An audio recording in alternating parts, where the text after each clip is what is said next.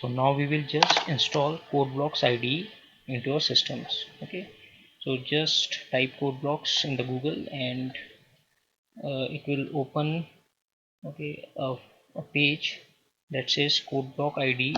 Just click on that, and here just click on the downloads.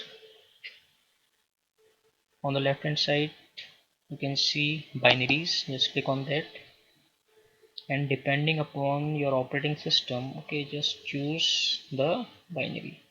So I'll just go for CodeBlocks, okay, 20.03 mingw setup.exe. Okay, so I'll just click this. So here you can see there are different code blocks.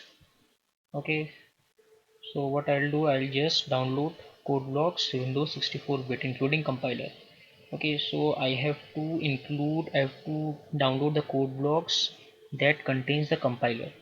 So depending upon the operating system, depending upon the size of your operating system, just go for it.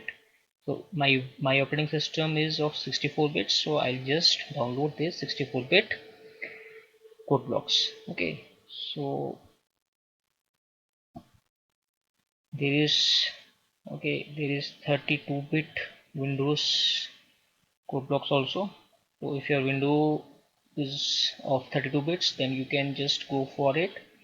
So you just have to click on it and a window will be prompted, and the size of this is approximately 145 MB. Okay, so that includes all the compilers, the GCC, G++, and all the compilers.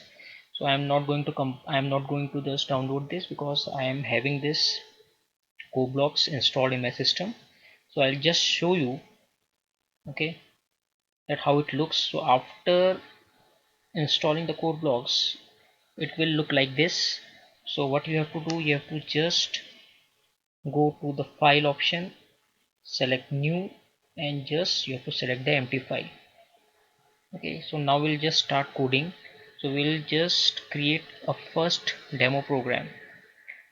So just type include iostream, that is we are just including the header using namespace std, that is the standard namespace that contains the definition of all the elements that we'll be using.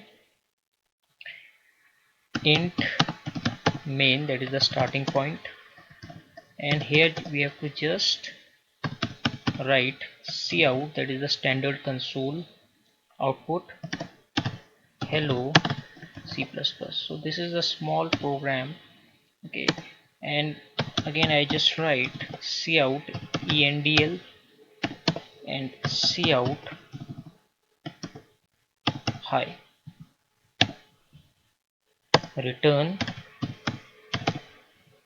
0. So this is an optional statement, return 0. Okay, the compiler will implicitly call this. Okay, it will invoke this 0, that signifies that the program has been successfully terminated. Now I'll just save this.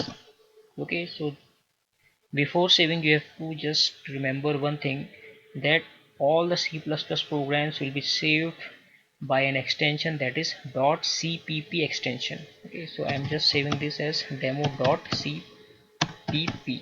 So kindly don't save this as .c because it won't work here. It will result in an error when you just try to compile this. There will be errors.